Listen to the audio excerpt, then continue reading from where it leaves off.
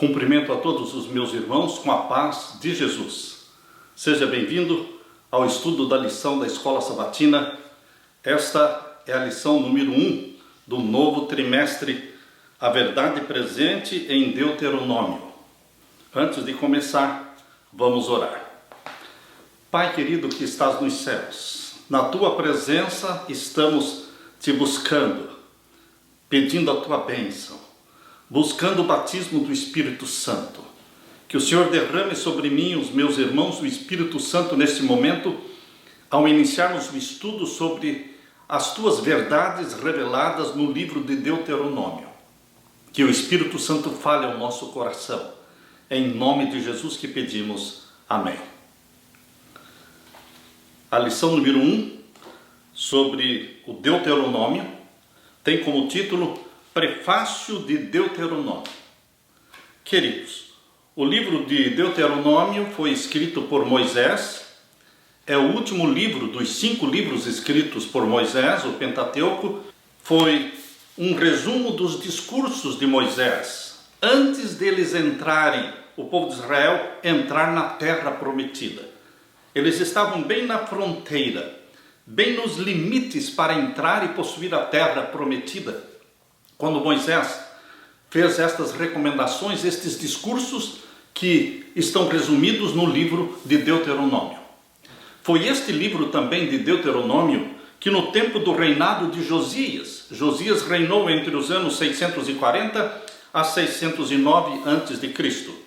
Foi no período do reinado de Josias que o sacerdote Ilquias encontrou o livro da lei, que foi lido para o rei, e ele então rasgou as suas roupas quando ouviu a leitura deste livro. Isto está em 2 Reis, capítulo 22 e o verso 11. O rei percebeu que ele e o seu povo não estavam obedecendo ao que estava escrito no livro. À luz do livro da aliança, Josias iniciou uma reforma no povo de Deus. E queridos, que livro maravilhoso, que livro cheio de verdades, que nós poderemos chamar de verdades presentes.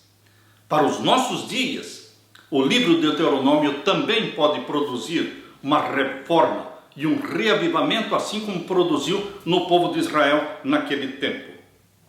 Depois de os israelitas deixarem o Egito, fizeram uma aliança com o Senhor ali no Monte Sinai. Quando eles estavam para entrar na terra prometida, Moisés se dirigiu a eles e falou o que nós encontramos em Deuteronômio. Moisés disse: vocês estão prestes a entrar na terra prometida. Finalmente, vocês estão olhando para esta terra que mana leite e mel. Não se esqueçam de que o Senhor fez por vocês, daquilo que Ele fez por vocês e vai continuar fazendo por vocês. E não se esqueçam também que da parte de vocês deve existir submissão e obediência ao Senhor dos Exércitos. Para enfatizar a importância da aliança, Moisés repetiu ali em Deuteronômio os 10 mandamentos, a base das obrigações da aliança feita com os patriarcas, que estava agora sendo renovada, dessa vez com o povo, bem na fronteira de Canaã. Existem paralelos, queridos. Existem paralelos entre os israelitas daquele tempo e nós, o povo de Deus, hoje. Por isso estamos estudando o livro de Deuteronômio. E o título geral deste trimestre é A Verdade Presente no livro de Deuteronômio. Embora o tempo e a cultura atuais sejam diferentes daquele tempo em que Israel viveu, Deus certamente tem muitos pontos em comuns para ensinar para o seu povo hoje. Em Deuteronômio capítulo 4 e o versos 5 e 6, abra sua Bíblia, em Deuteronômio capítulo 4 e os versos 5 e 6. Aqui nós lemos: Vedes aqui vos tenho ensinado estatutos e juízos, como me mandou o Senhor meu Deus, para que assim passais no meio da terra a qual ides a herdar. Guardai-os, pois, e fazei-os, porque esta será a vossa sabedoria e o vosso entendimento perante os olhos dos povos, que ouvirão todos estes estatutos e dirão: Este grande povo só é gente sábia e entendida, porque que gente há tão grande que tenha deuses tão chegados como o Senhor nosso Deus, todas as vezes que o chamamos?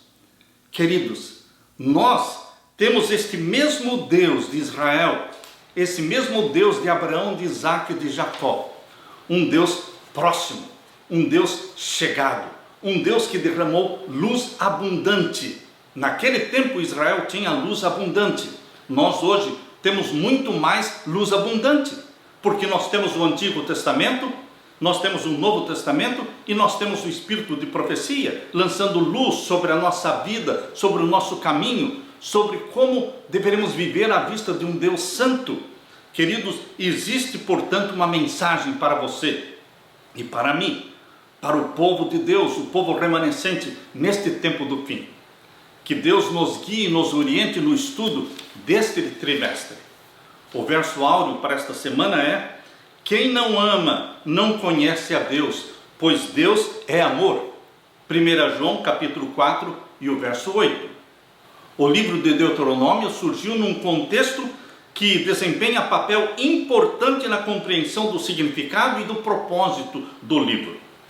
Assim como seria muito difícil para alguém entender a função do limpador do para-brisa de um carro, pode ver, queridos, como é que alguém poderia entender a função do limpador de para-brisa de um carro se ele não tivesse na sua mente a imagem de um carro? Queridos, assim também, se nós não conhecermos a história do povo de Israel e tudo o que aconteceu com Israel até eles chegarem ali na fronteira da terra de Canaã, se nós não tivermos este conhecimento, também não poderemos entender o livro de Deuteronômio. Por isso é importante o estudo.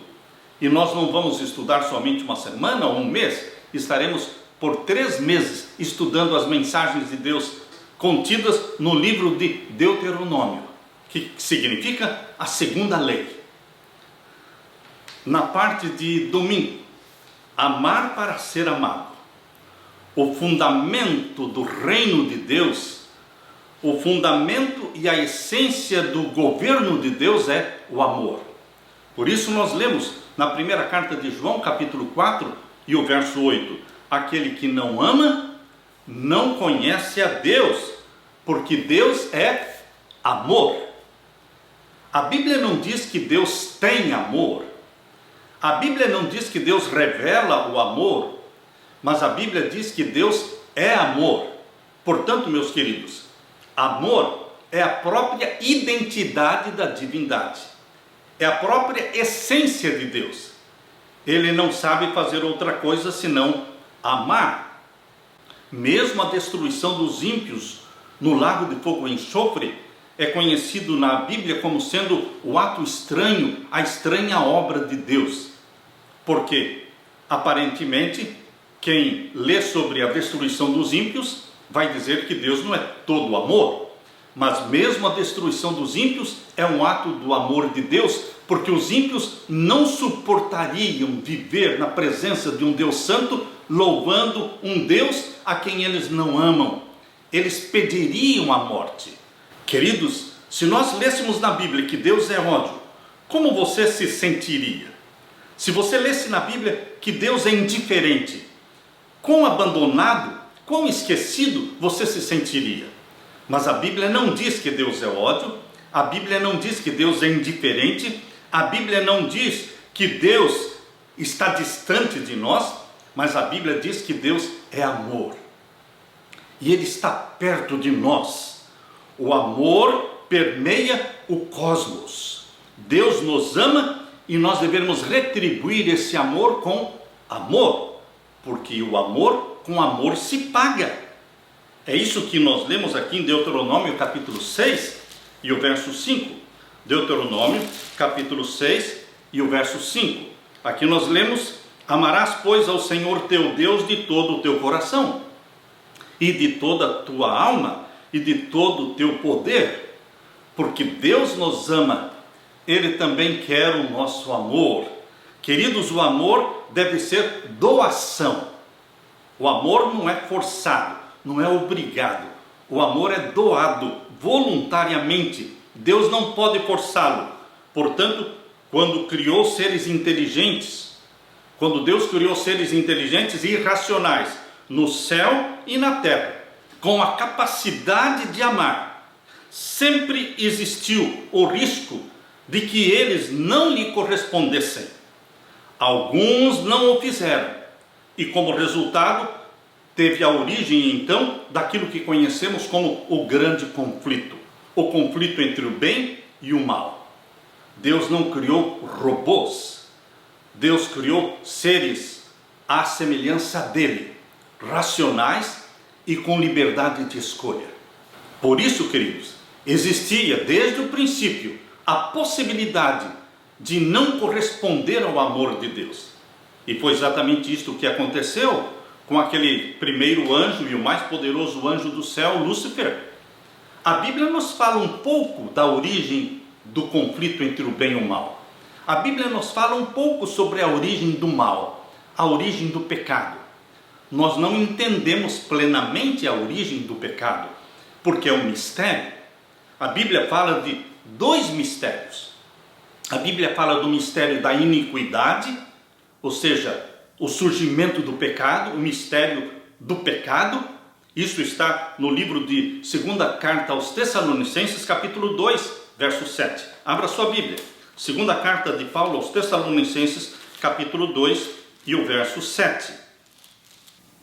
Aqui nós lemos: porque já o mistério da iniquidade opera, somente há um que agora resiste até que do meio seja tirado.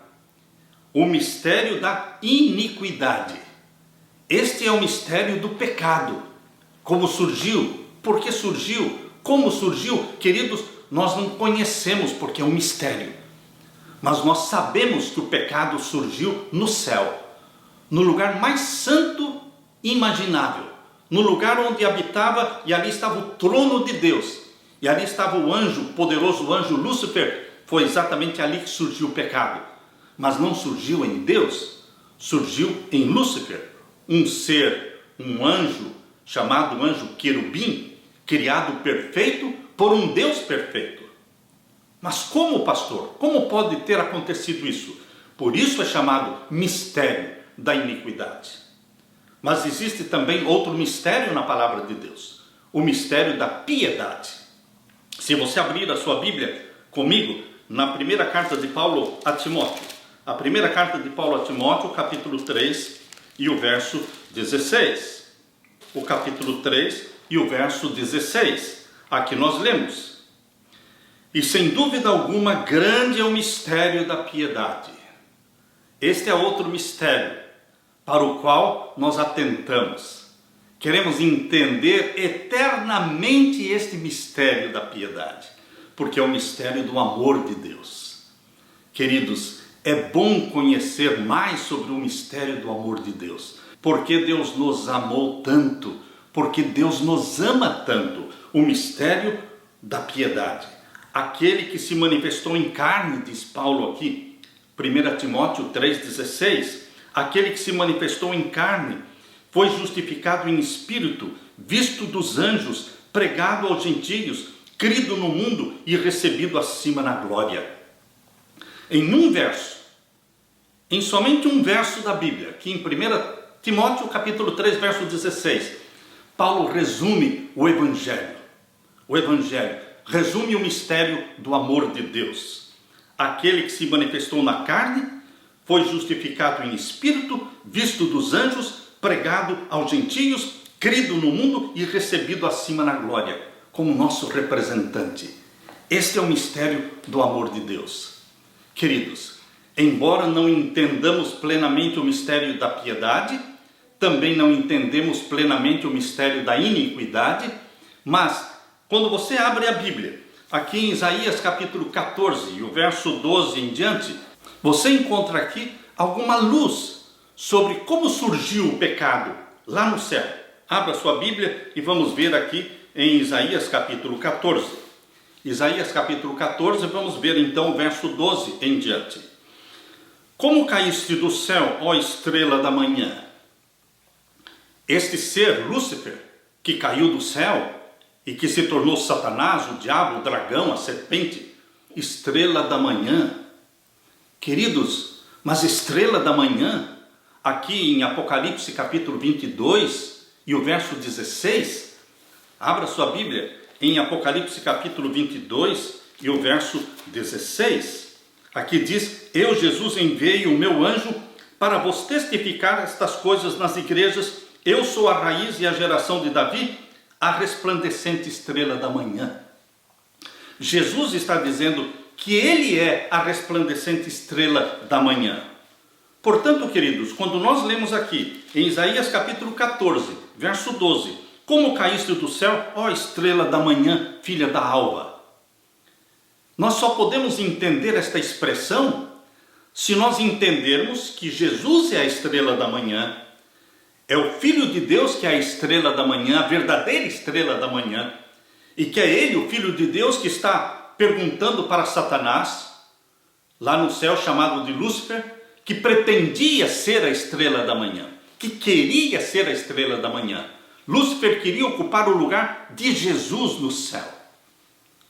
Você sabe que o Filho de Deus foi escolhido pelo Pai para ser o arcanjo Miguel, para ser o chefe dos anjos, uma posição almejada por Lúcifer. Lúcifer queria ser o chefe dos anjos no céu. E Deus o Pai introduziu o Filho dizendo: ele é o chefe dos anjos. Mas Lúcifer desejaria ser o chefe dos anjos. Jesus Cristo é a verdadeira estrela da manhã. Mas ele pergunta para aquele que pretendia ser a estrela da manhã: como caíste do céu, ó estrela da manhã, filha da alva? Você está entendendo o diálogo entre o Filho de Deus e Lúcifer? Queridos, o diálogo continua. Como foste lançado por terra, tu que debilitavas as nações? Ou seja, você queria ser a estrela da manhã, ocupar o meu lugar, mas você foi lançado por terra. E agora o verso 13. E tu dizias no teu coração: eu subirei ao céu, acima das estrelas de Deus, exaltarei o meu trono. Em Apocalipse 1:20 diz que estrelas em profecia significam anjos. E quando nós lemos aqui em Isaías 14:13, e tu dizias no teu coração: eu subirei ao céu, acima das estrelas. Ou seja, Lúcifer queria ser mais do que uma estrela, mais do que um anjo. Ele não estava feliz com a sua posição de anjo. Embora o mais poderoso, o mais inteligente, o mais bonito de todos os anjos no céu, mas ele não estava contente. Ele queria ser mais. Ele queria a posição do Filho de Deus. Ele queria se assentar como Deus. Por isso ele dizia: eu subirei ao céu, acima das estrelas de Deus, acima dos anjos de Deus. Exaltarei o meu trono. E no monte santo da congregação me assentarei da banda dos lados do norte. Na Bíblia, queridos, o lado do norte é o lado da habitação de Deus. Na Bíblia, o lado do norte é o lado da habitação de Deus. E era ali que Lúcifer queria colocar o seu trono, como sendo Deus. Ele queria ser mais do que anjo. E o verso 14: subirei acima das mais altas nuvens, e serei semelhante ao Altíssimo. Vocês estão percebendo as ambições de Lúcifer? Por isso ele foi lançado do céu, porque ele não quis continuar na posição de honra de Lúcifer, de anjo querubim, anjo protetor que estava sempre na presença de Deus. Por isso ele foi expulso do céu. Aqui diz o verso 15: e contudo levado serás ao inferno, ao mais profundo do abismo. Ele foi lançado ao mais profundo do abismo, quando ele foi expulso do céu. Em Apocalipse capítulo 12, verso 7, diz que houve guerra no céu. Apocalipse 12, verso 7. Miguel, que é o Filho de Deus. Miguel quer dizer aquele que é igual a Deus. Só existe um que é igual a Deus, que é o Filho de Deus. E queridos, Miguel, o chefe dos anjos, lutou contra Lúcifer. Era o chefe de 1/3 dos anjos. E 2/3 de anjos liderados por Miguel, que é Jesus Cristo, Filho de Deus, lutou contra 1/3 dos anjos liderado por Lúcifer, Satanás, que se tornou diabo, o dragão, a serpente. E eles foram expulsos do céu. Em Apocalipse capítulo 12, verso 9, diz que eles foram expulsos para a terra. Queridos, quando eles foram expulsos para a terra, Adão e Eva ainda não tinham sido criados. Foi antes daquele primeiro dia da semana da criação, lá de Gênesis capítulo 1, quando Deus disse haja luz e houve luz. Foi antes de Deus dizer haja luz e houve luz.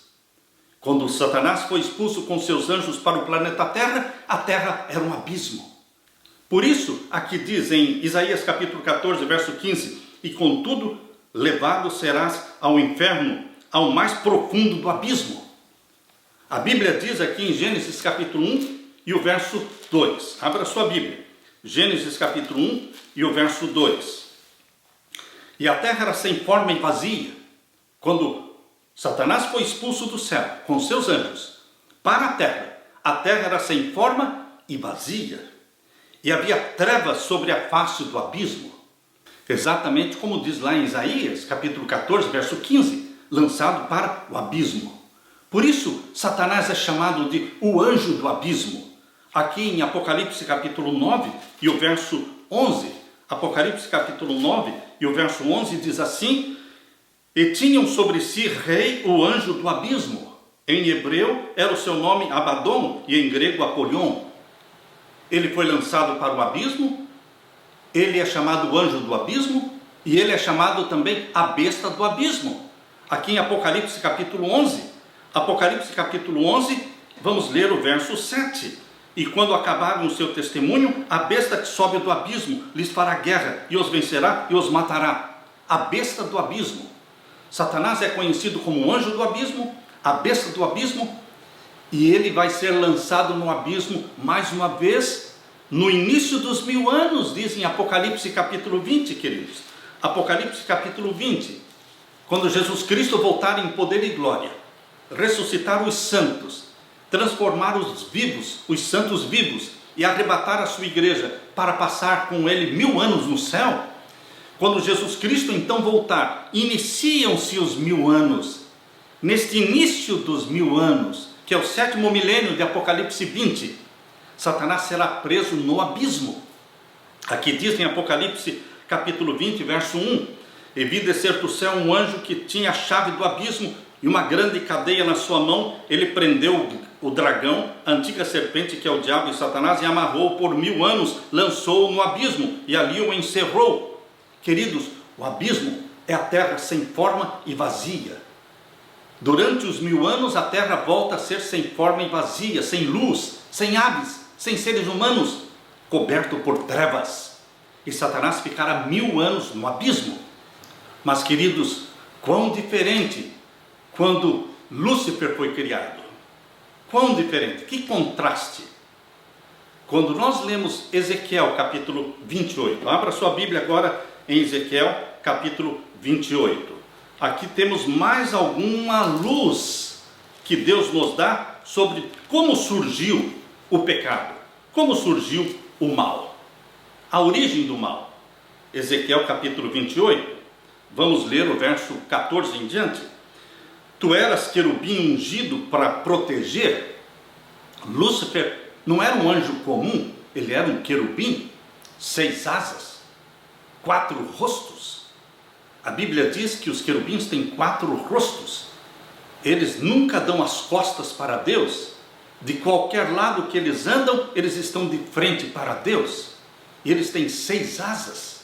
Queridos, anjo querubim, é isso que Lúcifer era. Tu eras querubim ungido. Ele era um querubim ungido. Ou seja, ele era diferente dos outros querubins, porque existem vários anjos querubins. Mas Lúcifer era superior aos demais.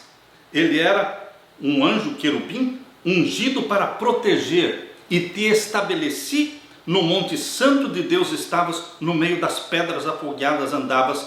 Verso 15 agora. Perfeito eras nos teus caminhos, desde o dia em que foste criado, até que se achou iniquidade em ti. Ele foi criado perfeito, perfeito eras. Ele foi criado por um Deus perfeito, até que se achou iniquidade em ti. Aqui está o mistério da iniquidade. como surgiu a iniquidade em Lúcifer. A iniquidade, ou seja, o pecado, ainda não existia. A iniquidade, o pecado, não veio de uma outra galáxia e entrou em Lúcifer. A iniquidade, o pecado, nasceu dentro dele. Como? Isto se chama na Bíblia o mistério da iniquidade. Queridos, nós não entendemos, nem podemos explicar, porque não entendemos. Mas aqui mostra como surgiu o mistério da iniquidade. Surgiu em Lúcifer, lá no céu, um anjo perfeito criado por um Deus perfeito. E aqui diz o verso 17: elevou-se o teu coração por causa da tua formosura. Ele era o mais lindo, mais precioso dos anjos no céu. Elevou-se o teu coração por causa da tua formosura. Corrompeste a tua sabedoria por causa do teu resplendor. Por terra te lancei, diante dos reis te pus, para que olhem para ti. Mas, queridos, a Bíblia não fala somente de como surgiu o pecado lá no céu. A Bíblia também fala de que Lúcifer, o pai do pecado, Satanás, a raiz do pecado, será destruída, será queimada. Aqui em Ezequiel capítulo 28 e o verso 18 diz assim: pela multidão das tuas iniquidades, pela injustiça do teu comércio, profanaste os teus santuários. Eu, pois, Deus falando, eu, pois, fiz sair do meio de ti um fogo, que te consumiu a ti e te tornei em cinza sobre a terra aos olhos de todos os que te veem. Neste capítulo 28 de Ezequiel, mostra que o anjo querubim, criado perfeito por um Deus perfeito, se corrompeu pela iniquidade que nasceu dentro dele. E aqui fala também que ele será destruído, queimado por um fogo que vai sair de dentro dele, e ele vai se tornar cinzas. Queridos, o mistério do amor de Deus será estudado por toda a eternidade. Por toda a eternidade, a ciência dos santos de Deus no céu será um estudo do amor de Deus. Deus é amor. A Bíblia não diz que Deus tem amor ou revela amor. Deus é amor. É a própria essência de Deus, é a identidade divina. Aleluia. Na parte de segunda-feira, a queda e o dilúvio. Queridos, desde o pecado de Adão e Eva até o dilúvio, contando os anos dos patriarcas quando eles tiveram seu primeiro filho, assim como está na genealogia ali de Gênesis, nós podemos contar 1656 anos desde a queda de Adão até o dilúvio. 1656 anos. Os estudantes costumam ouvir a história de uma maçã que caiu na cabeça de Isaac Newton, que assim descobriu a lei da gravidade. Nós não sabemos se essa história é verdadeira, se realmente uma maçã caiu na cabeça de Isaac Newton. Não sabemos isto com certeza, mas com certeza, queridos, a lei da gravidade não foi descoberta, não foi inventada por Newton, ela já existia antes dele. Queridos, todos nós sabemos que existe a lei da gravidade porque caímos. É a mesma lei da gravidade que mantém a Lua em órbita ao redor da Terra, a Terra em órbita ao redor do Sol e assim por diante. É a lei da gravidade. Isso foi importante porque durante milênios muitos acreditavam que as leis que governavam os céus fossem diferentes das leis que governavam a Terra. Isaac Newton mostrou que isso estava errado. E, embora sua contribuição tenha sido na área da lei natural, o mesmo princípio se aplica à lei moral. Queridos, Lúcifer pecou porque ele tinha a liberdade de escolha para se submeter a Deus ou não. Da mesma forma, Adão e Eva pecaram porque eles tinham também a liberdade de escolha de comer do fruto proibido por Deus ou não comer. A liberdade de escolha, o livre-arbítrio, está presente na vida dos seres humanos e dos seres celestiais. Agora eu quero que você abra sua Bíblia em Gênesis. Abra sua Bíblia em Gênesis capítulo 2 e vamos ler lá o verso 16 e 17. Gênesis capítulo 2 e os versos 16 e 17. Aqui nós lemos: E ordenou o Senhor Deus ao homem, dizendo: De toda árvore do jardim comerás livremente. Você pode comer de todas as árvores do jardim. Liberdade para comer de todas. Verso 17. Mas da árvore da ciência do bem e do mal, dela não comerás, porque no dia em que dela comeres, certamente morrerás. Deus colocou uma prova, um teste, para que Adão e Eva provassem seu amor e lealdade a Deus. Ou seja, quando Adão e Eva foram criados, Deus colocou no jardim do Éden a árvore da ciência do bem e do mal, e disse: vocês não podem comer desta árvore, podem comer de todas as outras. Era um teste fácil, queridos, porque eles não poderiam dizer que existia falta de alimento. Adão, quando comeu da árvore proibida, ele não estava com fome. Queridos, ele comeu consciente de que estava pecando e transgredindo a ordem de Deus. Eva foi enganada, Adão não foi enganado. Adão pecou conscientemente, e Adão era o representante de Deus aqui na terra. Adão estava investido do poder de Deus como soberano aqui na terra. As decisões que ele tomasse seriam decisões que seriam respeitadas. Por isso, quando ele pecou, ele se submeteu a Satanás.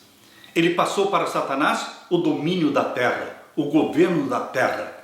E Satanás se tornou o representante da família humana diante de Deus. Queridos, aquela autoridade da qual Adão estava investido por Deus foi transferida para Satanás. Aqui nós lemos agora em Gênesis capítulo 3. Gênesis capítulo 3 e os versos 1 até o verso 7. Ora, a serpente era mais astuta que todas as alimárias do campo que o Senhor tinha feito. E esta disse à mulher: é assim que Deus disse: não comereis de toda árvore do jardim? Satanás tentou criar um diálogo com Eva. Eva deveria ter fugido, corrido, mas ela permaneceu e começou a dialogar com Satanás. Você não dialoga com Satanás. Você não conversa com demônios. Queridos, nós temos que ter distância do demônio. Nós temos que fugir para Jesus Cristo. É isso que nós temos que fazer. Aqui no verso 2, e disse a mulher à serpente, começou a conversar com a serpente: do fruto das árvores do jardim comeremos. Verso 3, mas do fruto da árvore que está no meio do jardim, disse Deus: não comereis dele, nem nele tocareis, para que não morrais. Então a serpente disse para a mulher: certamente não morrereis. A primeira grande mentira de Satanás, aqui em Gênesis, está: certamente não morrereis. Deus disse em Gênesis capítulo 2, verso 17: mas da árvore da ciência do bem e do mal, dela não comerás, porque no dia em que dela comeres, certamente morrerás. Ou seja, vocês vão morrer se comerem. E Satanás disse: vocês não vão morrer. Queridos, o ser humano que peca é mortal. É mortal. E Satanás diz: você não é mortal, você não vai morrer. Mas Adão e Eva morreram. A Bíblia diz em Gênesis capítulo 5, aqui diz em Gênesis capítulo 5, que Adão viveu 930 anos e morreu. Gênesis capítulo 5 e o verso 5. Como negar que Adão morreu? Então Satanás veio com outra mentira. Quando Adão morreu, ficou claramente provado de que Satanás mentiu, dizendo: não morrereis. Então Satanás inventou uma outra mentira sobre a mentira. A outra mentira inventada por Satanás é que não morreu somente o corpo de Adão, mas a alma dele continua vivendo. Queridos, não existe uma alma vivente fora do corpo. A alma vivente é o corpo com o fôlego. O corpo com o fôlego faz de você, faz de mim uma alma vivente. Não existem almas viventes desencarnadas. Não existem almas viventes saindo e vivendo aí no espaço sem um corpo. Isto é espiritismo, isto é satanismo, isto é mentira do pai das mentiras, que é Satanás. Por isso nós lemos aqui em Gênesis capítulo 2 e o verso 7.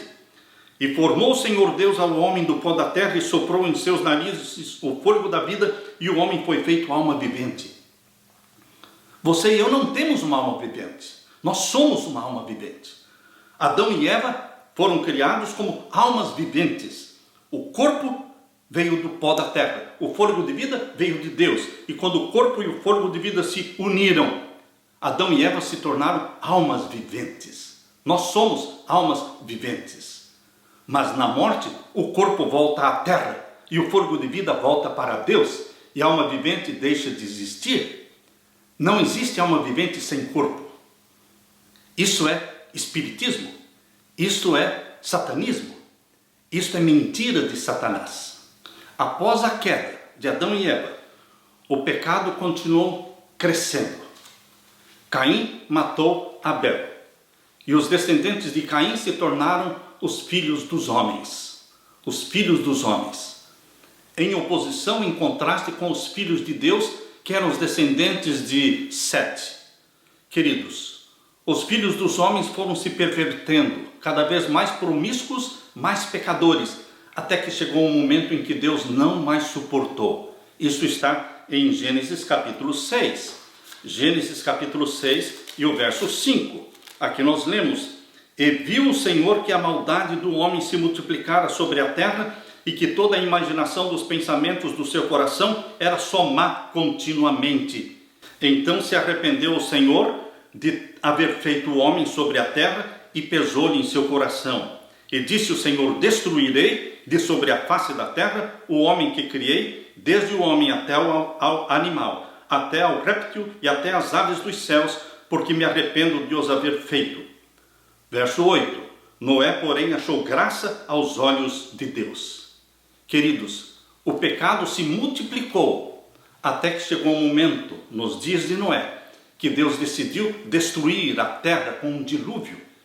Por 120 anos Noé pregou esta mensagem que a terra seria destruída por um dilúvio, mas não acreditaram, não creram na palavra de Deus. No dilúvio, queridos, somente Noé, sua esposa, seus 3 filhos, Sem, Cão e Jafé, e suas esposas, somente 8 pessoas foram salvas dentro da arca de Noé.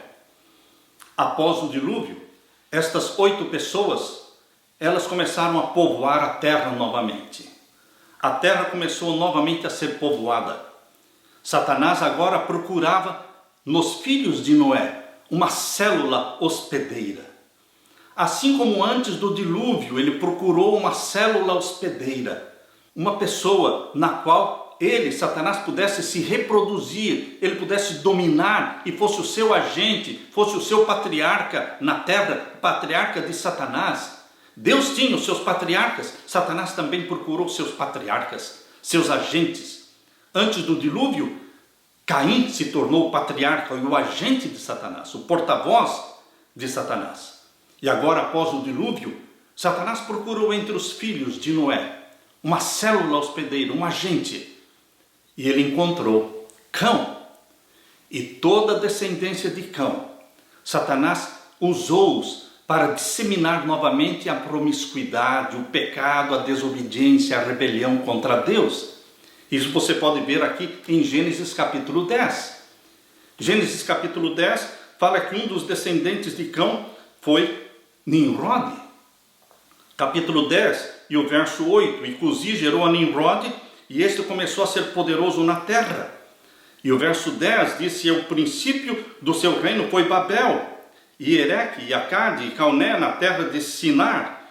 Desta mesma terra saiu a Assíria e edificou a Nínive. Nimrod se tornou um rebelde contra Deus. Foi de Nimrod a ideia de construir uma torre bem alta, que alcançasse os céus, e que se Deus tentasse destruir novamente a terra por um dilúvio de águas, ele se salvaria. Foi assim que começou a construção da Torre de Babel, exatamente como está aqui em Gênesis capítulo 11. Mas, queridos, foi ali na Torre de Babel que Deus confundiu as línguas. Deus fez com que as nações se separassem. Cada um se separou de acordo com a língua que sabia falar. Quando a torre estava parcialmente pronta, parte dela foi ocupada como habitação dos seus construtores, e outros compartimentos, esplendidamente aparelhados e ornamentados, eram dedicados aos seus ídolos. O povo se alegrava com o seu êxito e louvava os deuses de prata e de ouro, colocando-se em oposição ao governador do céu e da terra. Além de confundir a linguagem, Deus espalhou a humanidade caída por toda a extensão da terra. Na parte de terça-feira, o chamado de Abraão. Queridos, desde o dilúvio até a morte do pai de Abraão, Terá, foram 427 anos. Percebam, 1656 anos do pecado de Adão até o dilúvio, mais 427 anos do dilúvio até a morte de Terá, pai de Abraão. Quando Terá morreu, Abraão tinha 75 anos de idade. Foi quando Deus o chamou para sair de Harã e ir para uma terra que ele mostraria. Isso você pode encontrar ali em Gênesis capítulo 12. Eu convido você agora para ler comigo Gênesis capítulo 12. Gênesis capítulo 12, versos 1 em diante. Aqui nós lemos: Ora, o Senhor disse a Abraão: sai-te da tua terra, neste caso era Harã, sai-te da tua terra e da tua parentela e da casa do teu pai, para a terra que eu te mostrarei. E far-te-ei uma grande nação, e abençoar-te-ei e engrandecerei o teu nome, e tu serás uma bênção. E abençoarei os que te abençoarem, e amaldiçoarei os que te amaldiçoarem, e em ti serão benditas todas as famílias da terra. Gênesis capítulo 12 é o chamado de Deus para Abraão. Ele saiu de Harã, onde morreu Terá, o seu pai, e ele partiu para uma terra que Deus mostraria para ele, prometendo uma bênção para ele. Você, Abraão, será uma bênção. Ó queridos, Deus escolheu que você também e eu sejamos uma bênção. Onde quer que formos, nosso objetivo, nossa missão é ser o quê? Uma bênção.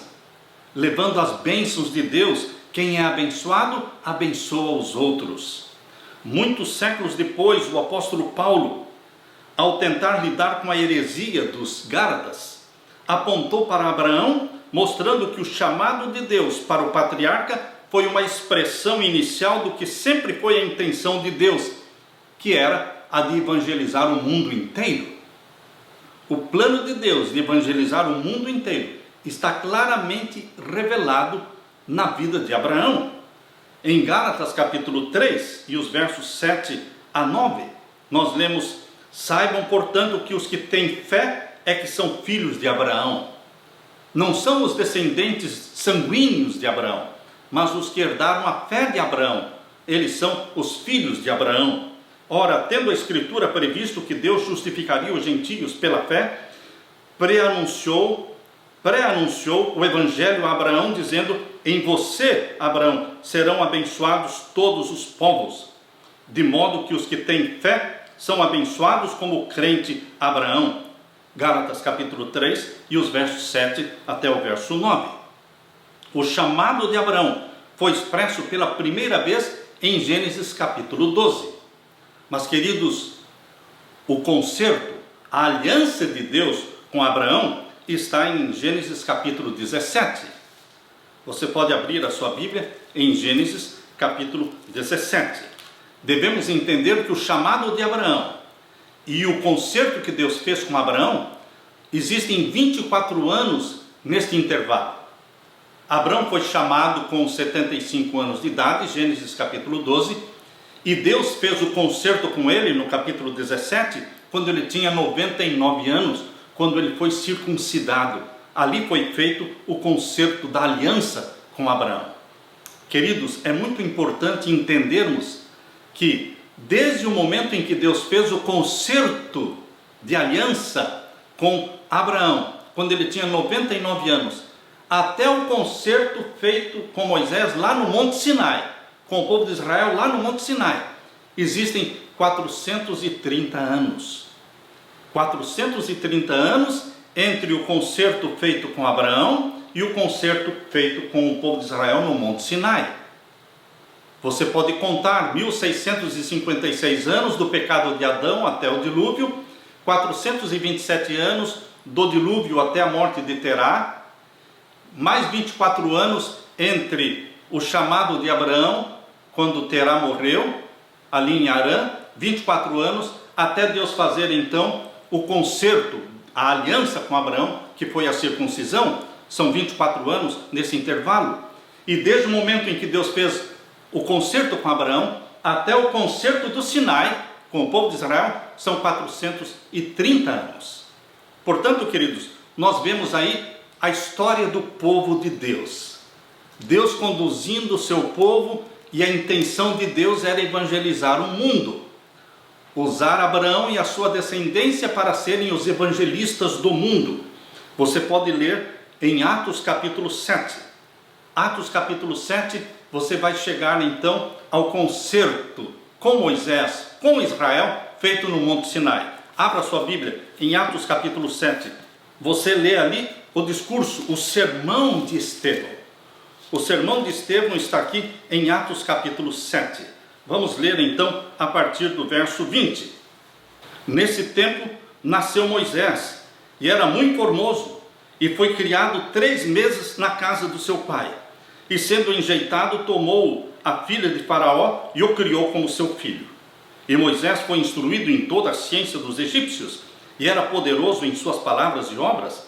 E quando completou a idade de 40 anos, veio-lhe ao coração ir visitar os seus irmãos, os filhos de Israel. E vendo maltratado um deles, o defendeu e vingou o ofendido, matando o egípcio. E ele cuidava que os seus irmãos entenderiam que Deus lhes havia de dar a liberdade pela sua mão, mas eles não entenderam. E no dia seguinte, pelejando eles, foi por eles visto e quis levá-los à paz, dizendo: varões, sois irmãos, por que vos agravais um ao outro? E o que ofendia o seu próximo, o repeliu, dizendo: quem te constituiu príncipe e juiz sobre nós? Queres tu matar-me como ontem mataste o egípcio? E a esta palavra fugiu Moisés, e esteve como estrangeiro na terra de Midian, onde gerou 2 filhos. E completados 40 anos, apareceu-lhe o anjo do Senhor no deserto do Monte Sinai, numa chama de fogo de um sarçal. Então Moisés, quando viu isto, se maravilhou da visão, e aproximando-se para observar, foi-lhe dirigida a voz do Senhor, dizendo: eu sou o Deus de teus pais, o Deus de Abraão, e o Deus de Isaque, o Deus de Jacó. E Moisés, todo trêmulo, não ousava olhar. E disse-lhe o Senhor: tira as alparcas dos teus pés, porque o lugar em que estás é terra santa.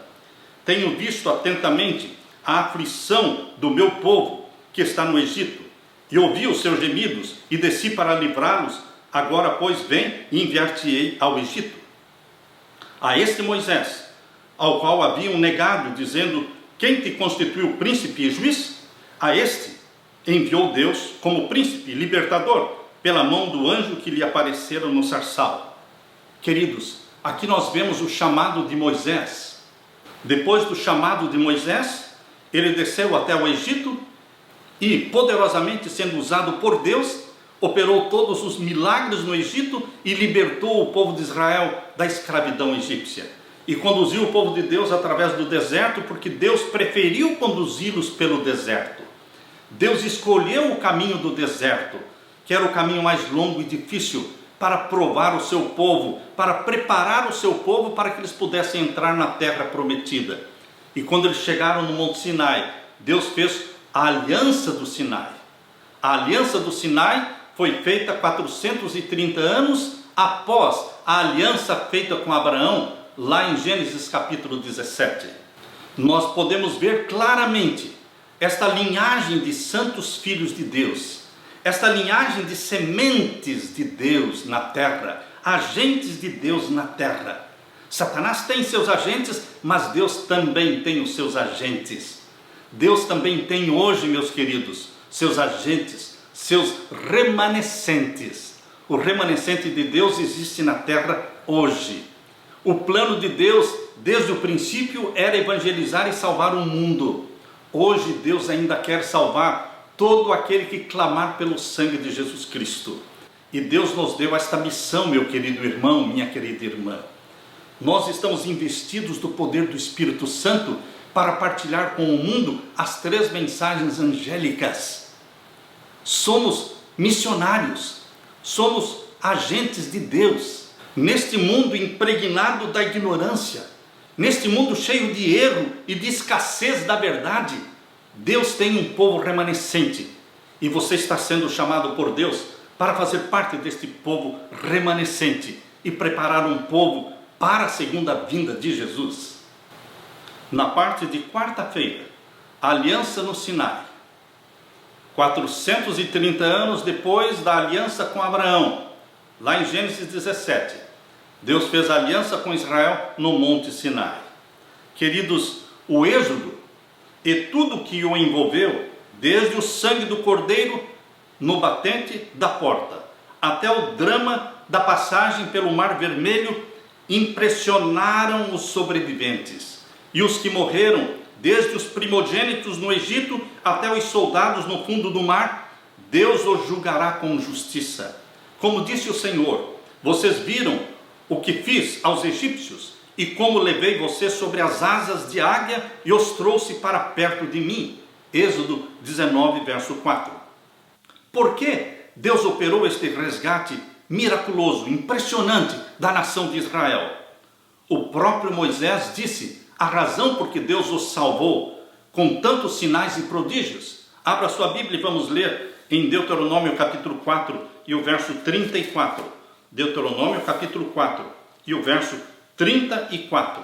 Aqui nós lemos: ou se um Deus intentou ir tomar para si um povo do meio de outro povo com provas, com sinais e com milagres e com pelejas e com mão forte e com braço estendido e com grandes espantos, conforme a tudo quanto o Senhor vosso Deus vos fez no Egito aos vossos olhos?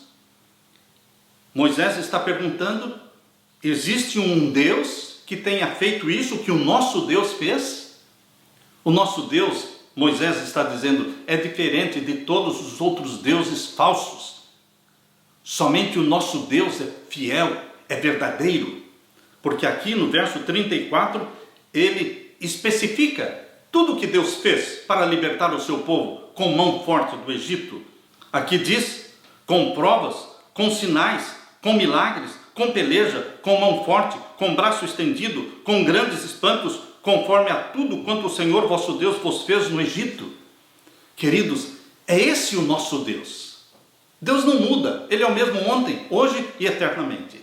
Esse é o nosso Deus. No passado, Deus libertou-os com sinais e prodígios, porque Deus tinha uma missão de evangelizar o mundo. Deus também derramou luz abundante sobre nós. Não podemos pensar, queridos, que temos pouca luz. Deus derramou luz em abundância sobre você, porque Deus tem uma missão para você, uma missão para o seu remanescente. Abra sua Bíblia e vamos ler em Êxodo capítulo 19, versos 4 a 8. Êxodo capítulo 19 e os versos 4 até o verso 8. Aqui nós lemos: vós tendes visto o que eu fiz aos egípcios, como vos levei sobre as asas de águias e vos trouxe a mim. Deus usa aqui a figura de uma águia que cuida dos seus filhotes com muito carinho. Queridos, Deus cuida de você, mas assim como as águias jogam seus filhotes no espaço para que eles aprendam a voar, se esforcem para aprender a voar, Deus também permite provas e disciplinas na sua vida para que você se torne forte, para que você desenvolva uma fé robusta em Jesus Cristo. Deus cuida de nós e Deus nos protege como as águias protegem os seus filhotes. Agora o verso 5 diz: agora, pois, se diligentemente ouvirdes a minha voz e guardardes o meu concerto, então sereis a minha propriedade peculiar dentre todos os povos, porque toda a terra é minha. Deus escolheu Israel. Poderia ter escolhido outro povo, outra nação, mas Deus escolheu a descendência de Abraão. Mas Deus tinha uma missão para eles. Aqui diz: se vocês guardarem o meu concerto, se vocês ouvirem a minha voz, então vocês serão minha propriedade peculiar. Deus escolheu você Deus escolheu a Igreja Adventista do Sétimo Dia e deu para ela uma mensagem. Deus poderia ter escolhido qualquer outra igreja, mas, queridos, não é somente privilégio, é uma responsabilidade de cumprir com a missão. Deus diz aqui: se vocês guardarem o meu conserto, então vocês serão uma propriedade peculiar dentre todos os povos, porque toda a terra é minha. Verso 6: e vós me sereis um reino sacerdotal e um povo santo. Deus exige. Deus não baixa o padrão, meu querido irmão, minha querida irmã. Deus exige santidade, porque Ele é santo. Nós também precisamos ser santos. Por isso, o padrão divino é o mesmo. E vós me sereis um reino sacerdotal. Nós não estamos passeando pela terra, não estamos brincando pela terra, não estamos aqui de férias. Nós temos aqui uma missão. Nós somos um reino de sacerdotes. Nós somos um povo santo. E temos que viver uma vida separada da do mundo. Os padrões do mundo não nos servem como exemplos. Nosso padrão é o céu. Nosso padrão é o caráter de Jesus. Vós me sereis um reino sacerdotal, povo santo. Estas são as palavras que falarás aos filhos de Israel. Em primeiro lugar, Moisés anunciou ao povo todos os mandamentos conforme estavam na lei. Depois pegou o sangue e borrifou o livro da lei e todo o povo, usando lã tingida de vermelho e sopo. Então disse: este é o sangue que sela a aliança que Deus mandou vocês obedecerem. O que significa o sangue? E por que ele é tão importante ainda no presente?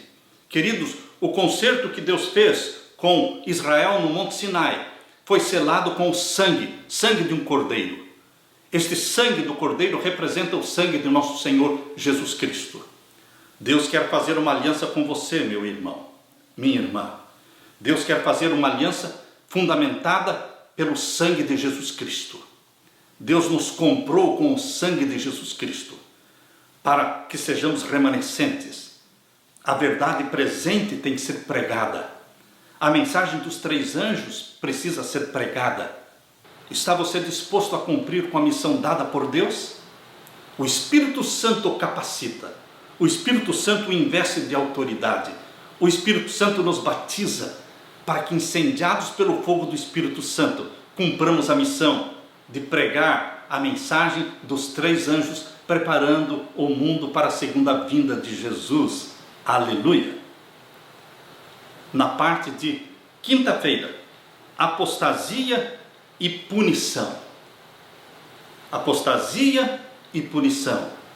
Queridos, quando o povo de Deus fez aliança no Sinai, aquela aliança foi confirmada e selada pelo sangue do Cordeiro, mostrando que eles dependiam do Cordeiro.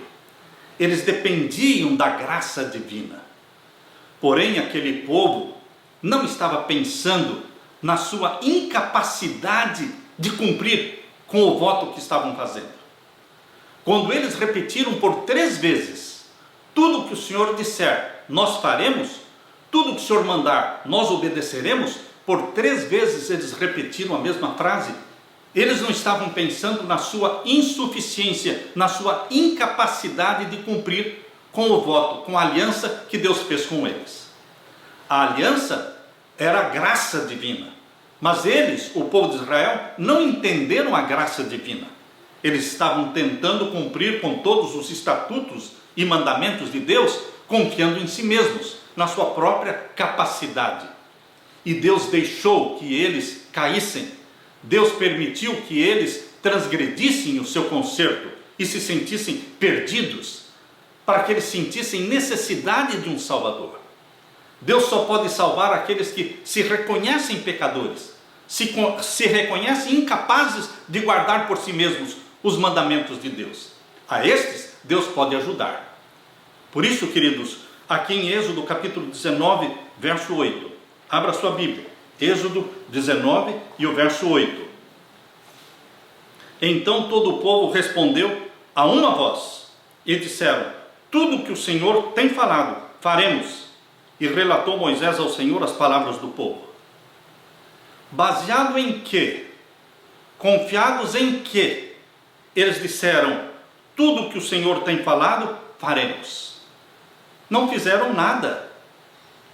Bastaram 40 dias, Moisés lá no Monte Sinai, ausente, quando Moisés desceu com as 2 tábuas de pedra contendo os 10 mandamentos, o povo estava dançando, despidos, nus, dançando ao redor do bezerro de ouro. Foi quando Moisés lançou as tábuas de pedra, quebrou-as. O voto que eles tinham feito a Deus, a aliança que foi feita no Sinai e que foi selada pelo sangue do Cordeiro, eles transgrediram. Eles deveriam morrer. Mas, queridos, Deus queria que este povo entendesse a graça. Nós precisamos entender a graça divina. O plano de Deus através da graça não é nos destruir, mas é que Deus quer que você entenda que você é pecador. Você não tem condições de guardar os mandamentos de Deus. Você não pode viver à vista de um Deus santo sem pecar. Você precisa da graça. Você precisa do novo nascimento. Você precisa nascer da água e do Espírito. Você precisa, e eu preciso, sermos gerados pelo Espírito Santo. O pensamento de Jesus, a mente de Jesus, o caráter de Jesus precisam ser impressos em nós.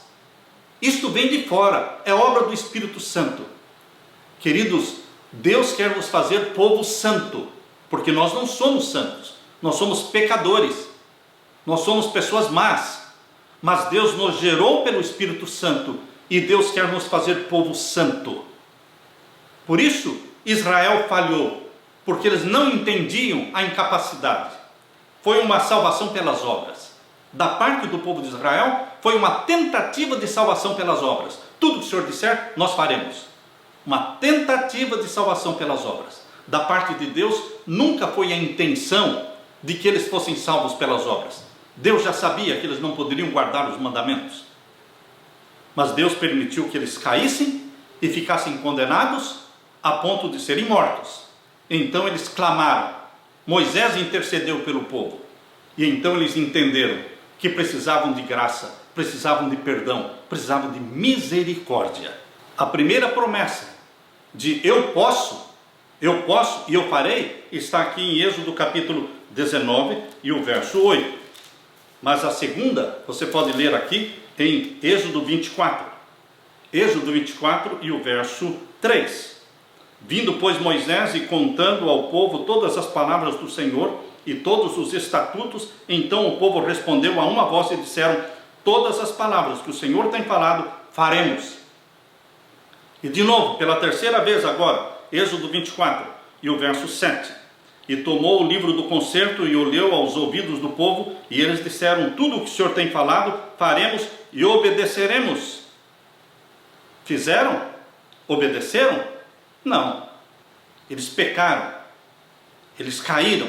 Queridos, a evidência bíblica, a prova bíblica de quão fracos e quão rebeldes e pecadores eles eram, está em Números. Abra sua Bíblia em Números.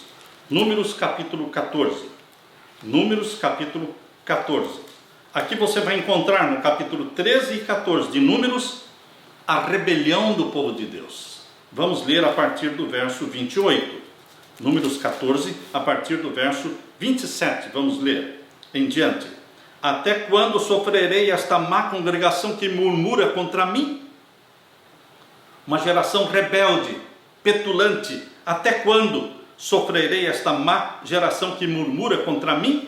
Tenho ouvido as murmurações dos filhos de Israel, com que murmuraram contra mim.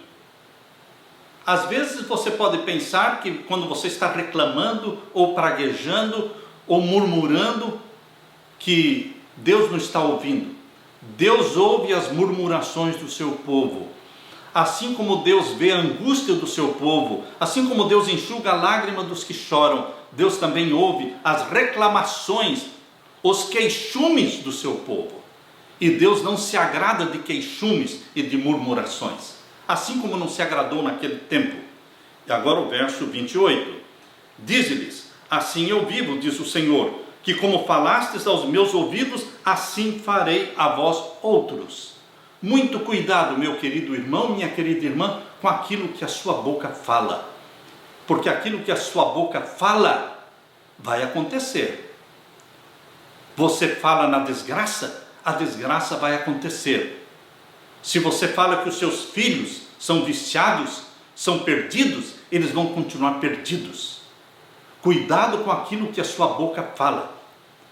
Em vez de falar da perdição dos seus filhos, fale da salvação deles. Mas pastor, como é que eu vou falar da salvação dos meus filhos se eles estão perdidos? Você fale que eles pertencem ao Senhor. Fale que o seu filho que está viciado na droga, ele pertence a Jesus Cristo. E que a droga representa Satanás. E que Jesus Cristo tem poder sobre Satanás. Jesus Cristo é o vitorioso, não Satanás. Consagre seus filhos, consagre sua família a Jesus Cristo. Use a sua boca para liberar bênçãos, mas não use a sua boca para liberar maldição. Porque assim como falarem, assim farei, disse Deus. Assim como você fala, existe poder nas suas palavras. Existe poder nas suas palavras. Vou ler de novo o verso 28, Números 14, verso 28. Diz-lhe, assim eu vivo, diz o Senhor, que como falastes aos meus ouvidos, assim farei a vós outros. Neste deserto cairão os vossos cadáveres, como também todos os que de vós foram contados, segundo toda a vossa conta, de 20 anos para cima, os que dentre vós contra mim murmurastes. Não entrareis na terra, pela qual levantei a minha mão, que vos faria habitar nela, salvo Calebe, filho de Jefoné, e Josué, filho de Num. Mas os vossos filhos, de que dizeis, por presa serão, meterei nela, e eles saberão da terra que vós desprezastes. Porém, quanto a vós, os vossos cadáveres cairão neste deserto. Queridos, assim como o povo falou, aconteceu. Todos os de 20 anos para cima, ao saírem do Egito, eles morreram durante os 40 anos no deserto. Somente Josué e Calebe foram preservados, porque eles creram. Quando você e eu lemos Números capítulo 13, quando Moisés mandou os 12 espias espiarem a terra, está aqui em Números capítulo 13, e eles voltaram trazendo as notícias da terra que manava leite e mel, mas eles disseram que seria impossível possuir esta terra. Queridos, quando esta experiência de Números 13 aconteceu, dos 12 espias, eles tinham vindo lá do Egito, atravessado o Mar Vermelho. Deus fez o concerto com eles no Monte Sinai, e eles então chegaram em poucos meses às fronteiras, nos limites com a terra prometida, em poucos meses. Não pense que foram anos, foram poucos meses do Sinai, do concerto do Sinai, até chegarem na fronteira com a terra de Canaã. Eles estavam contemplando a terra que manava leite e mel. Eles viram os frutos que os 12 espias trouxeram. Trouxeram frutas para mostrar que a terra realmente era boa e que Deus queria colocá-los lá. Mas eles não creram. Números capítulo 13 mostra a incredulidade do povo de Deus. Queridos, quando vocês leem Números capítulo 13 e 14, lembrem-se que isto aconteceu antes dos 40 anos. Antes dos 40 anos. Foi por causa desta incredulidade, foi por causa desta rebelião, que Deus disse em Números capítulo 14. Perceba, Números capítulo 14, verso 34. Segundo o número dos dias em que espiastes a terra, 40 dias, por cada dia 1 ano, levarei sobre vós as vossas iniquidades 40 anos. E o verso 35. Eu, o Senhor, falei, e assim farei a toda esta má congregação que se levantou contra mim neste deserto, se consumirão e ali falecerão. E os homens que Moisés mandara espiar a terra, e que voltando fizeram murmurar toda a congregação contra ele, infamando a terra. Eram 10 homens, não é? 12 espias, mas 2 foram bons. Os 10 outros, negativos, pessimistas. Verso 37. Aqueles homens, ou seja, aqueles 10 homens que infamaram a terra, morreram da praga perante o Senhor. Os 10 agentes de Satanás, que trouxeram o desânimo para o povo de Deus, não morreram durante os 40 anos, eles morreram na mesma hora ali. Queridos, dali Deus conduziu o seu povo de volta para o deserto, e então eles vaguearam pelo deserto 40 anos, mas não era o plano de Deus que eles vagueassem pelo deserto 40 anos. Em poucos meses do Sinai, eles estavam já na fronteira com a terra prometida. Este era o plano inicial de Deus, mas por causa da rebeldia, da incredulidade, eles retornaram para o deserto e vaguearam por 40 anos. Queridos, será que hoje nós não estamos também demonstrando incredulidade, demonstrando rebeldia contra Deus? Será que nós não estamos sofrendo mais do que deveríamos sofrer, porque existem os mornos dentro de Laodiceia?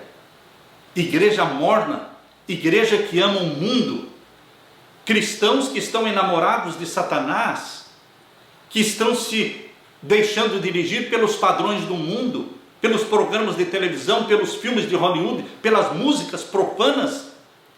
Queridos, Deus não quer que o seu povo fique por muito tempo sofrendo aqui nesta terra. Deus tem pressa. Jesus Cristo quer voltar. A mensagem dos 3 anjos precisa ser pregada, precisa ser dada para o mundo inteiro. O que é que nós podemos aprender com esta experiência de rebeldia, narrada aqui em Números capítulo 13 e Números capítulo 14? Nossa boca só pode ser usada para palavras edificantes. Meu querido irmão, minha querida irmã, aqui em Números capítulo 14, Deus nos dá o exemplo de Josué e de Calebe. Você precisa ser Josué e Calebe hoje.